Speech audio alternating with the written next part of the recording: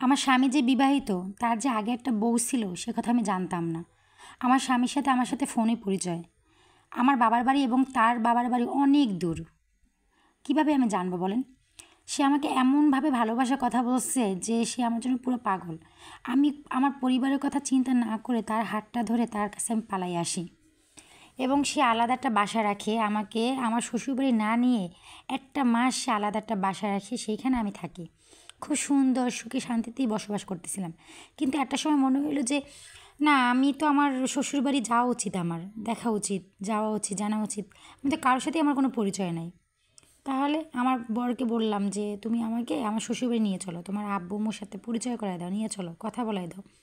তারপর সে বলল আচ্ছা ঠিক আছে। যেহেতু 1 মাস হয়ে গেছে, সেও খুব বুদ্ধিমান। সেও আমাকে নিয়ে গেল তার বাবার বাড়িতে, আমার শ্বশুরবাড়ি। আমার শ্বশুরবাড়ি যখন আমি গেলাম, সবাই দেখলাম আর্চই আমার দিকে কেমন জানি তাকাচ্ছে। মিটি মিটি কী কী জানি বলতেছে, একজনের কাছে আরেকজনে কী কী জানি বলতেছে। আমি বুঝতে পারতেছিলাম না তখনও যে এরা কেন এমনটা করতেছে আমার সাথে। তারপরে একটা ভাবি আমাকে ডাইকা বলল কি যে ভাবি একটা কথা আছে, শুই না যান। আমি বললাম জি বলেন।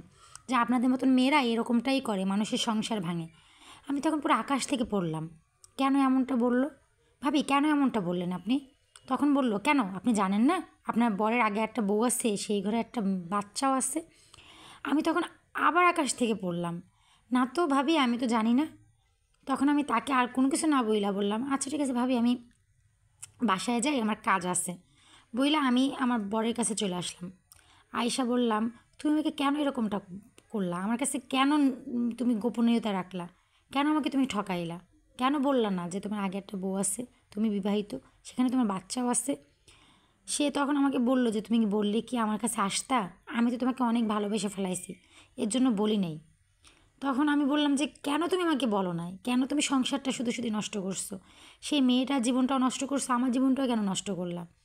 আমি তো এরকমটা চাই নাই যে একজনের সংসার ভাঙে আমি সেখানে আসব। এখন কি করব আমি, তুমি বলো। এই কথা বলে আমি বললাম যে আমি এখানে থাকবো না, আমি আমার বাবার বাড়ি চলে যাব। আমি এই সিদ্ধান্ত নিলাম। ঠিক তখনই আমার হঠাৎ করে খুব বমি পাচ্ছিল, অসুস্থ লাগছিল শরীরটা। তো আমার বর বললো আচ্ছা ঠিক আছে তুমি যাবা, ঠিক আছে সেটা আলাদা বিষয়, তুমি চলো আগে তোমার ডাক্তার দেখাই, তুমি যেহেতু অসুস্থ। সে আমাকে ডাক্তারের কাছে নিয়ে গেল। আর ডাক্তার তখন কি বললো জানেন? বলল আপনি প্রেগনেন্ট। আমি তখন কি করব, কিছুই বুঝতে পারতেছিলাম না। যাই হোক, গল্পটা হচ্ছে একটা আপু আমার ইনবক্সে শেয়ার করছিল, তাই হচ্ছে আপনাদের কাছে আমি একটু বললাম। গল্পটা কেমন হয়েছে জানাবেন। এরকমটা অনেকের ক্ষেত্রেই হয়। আর এটা হচ্ছে আমার জীবনের সাথে কোনো মিল নেই, আপনারা এটার সাথে এটা গোলায় ফেলাইয়েন না। সবাই ভালো থাকবেন, সুস্থ থাকবেন। আল্লাহ হাফেজ।